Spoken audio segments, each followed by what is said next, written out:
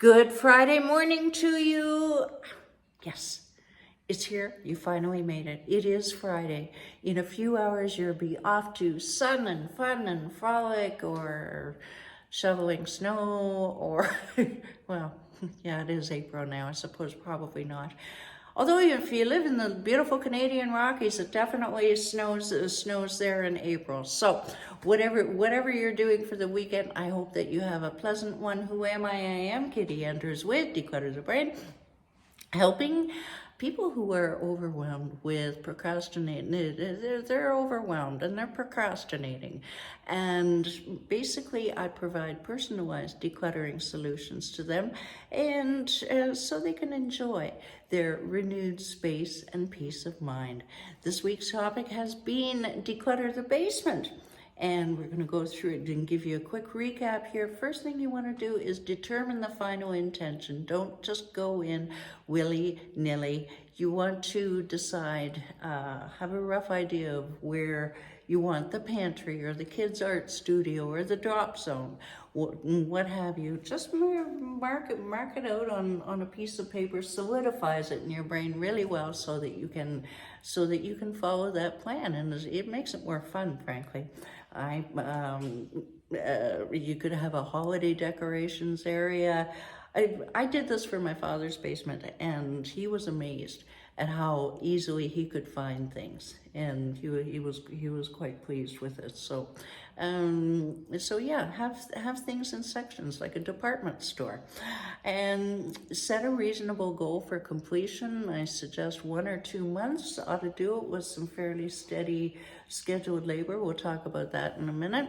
Now, let's make some room. First thing, what do? Get rid of the obvious trash first. Empty boxes, you may want to hang on to 1 or 2 for sorting purposes. Wrappings, large items like that dryer that you've been meaning to say, back up the truck, boys. Okay, get rid of all of these things. You'll be able to see, there's a song there, but I'm not going to go there. Anyway, I can see clearly now. There you go, Michael.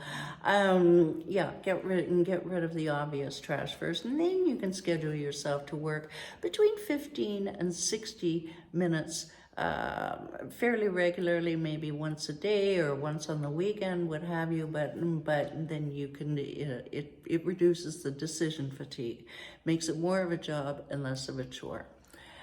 Wednesday, we talked about one work area. Use a staging area rather than being in the midst of everything, if you follow.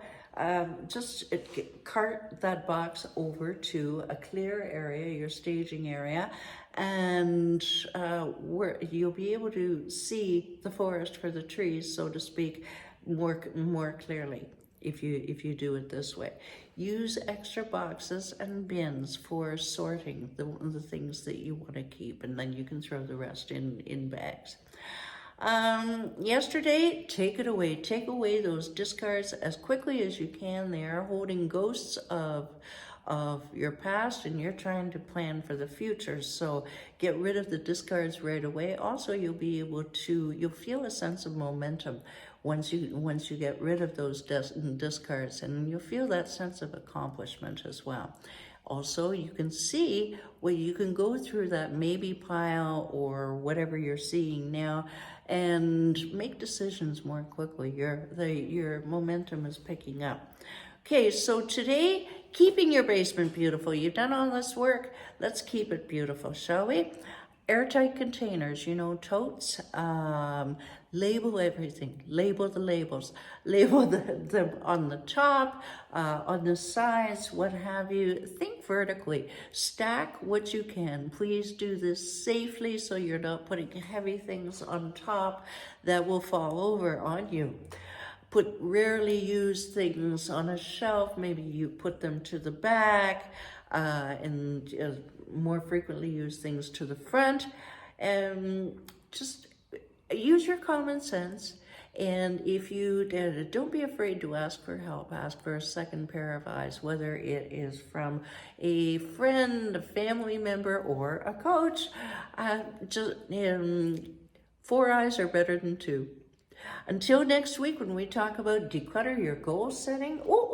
better do the Friday Funny. Yay! Happy Friday, yay everybody. Okay, so Bridget, this one is courtesy of Darren Hardy. Thank you, Darren Hardy. Bridget and Ellie walk into a country restaurant and they take their you know, nice day, and they take their sandwiches out of the bag and then their bags, and they start to eat. And the waiter is horrified and says, "You can't," he rushes over, he says, "You can't eat your own sandwiches here." So they look at each other and they exchange sandwiches. 2, 3, 4. Have a great weekend, everybody. Bye for now.